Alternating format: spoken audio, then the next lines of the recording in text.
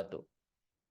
Halo semuanya, nama saya Yuma Zanzi Amia, saya dari jurusan Sistem Informasi. Pada siang hari ini, saya akan menjelaskan mengenai penelitian yang saya lakukan bersama dua teman saya, yaitu pengujian faktor yang mempengaruhi niat adopsi teknologi virtual reality pada pendidikan jenjang universitas menggunakan TAM dan UTOP.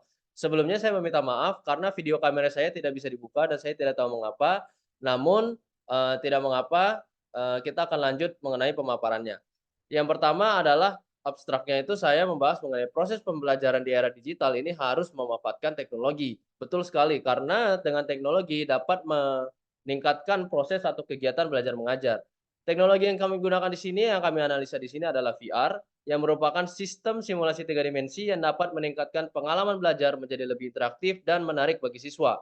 Dengan VR, siswa dapat dengan mudah memahami materi secara realistis karena teknologi simulasi tiga dimensi ini dapat dilihat secara langsung dari segala sisi.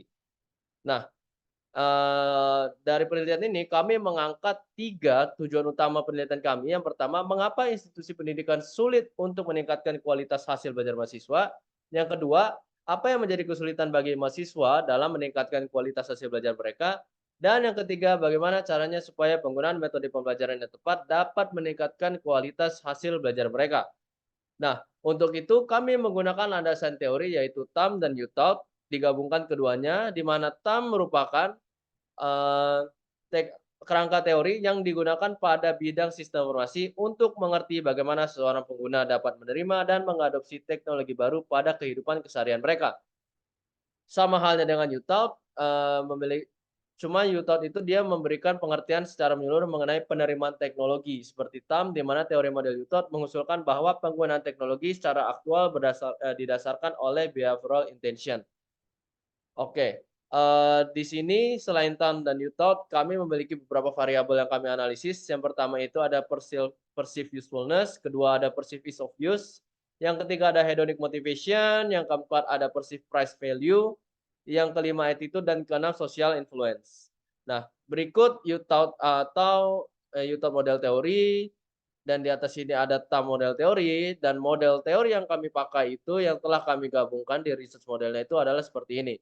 Nah, yang pertama ada yang namanya perceived usefulness. Di perceived usefulness ini lebih menekankan meningkatkan kemungkinan adopsi dan kebiasaan integrasi teknologi.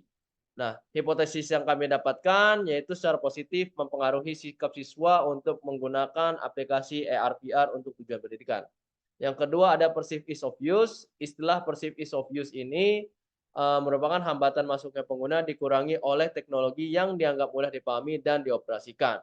Nah, setelah kami analisa, hipotesisnya itu secara positif mempengaruhi sikap siswa untuk menggunakan aplikasi AR/VR juga.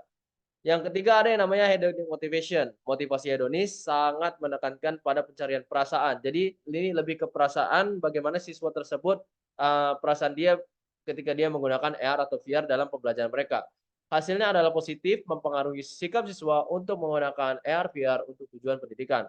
Yang keempat, perceived price value, persepsi penggunaan atau konsumen mengenai pertukaran antara manfaat yang akan mereka dapatkan dari adopsi teknologi dibandingkan dengan pengeluaran moneter yang diperlukan untuk menggunakannya.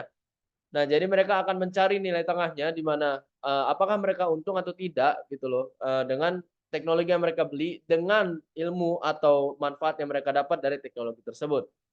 Jawabannya secara positif mempengaruhi sikap untuk menggunakan AR/VR. Jadi hipotesisnya berhasil ya.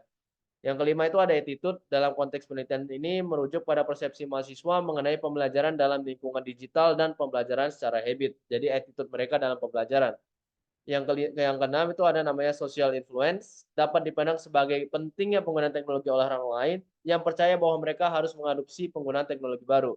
Jadi kayak pendapat orang lain bahwa mereka tuh harus deh pakai teknologi supaya kegiatan belajar mengajar mereka itu lebih baik.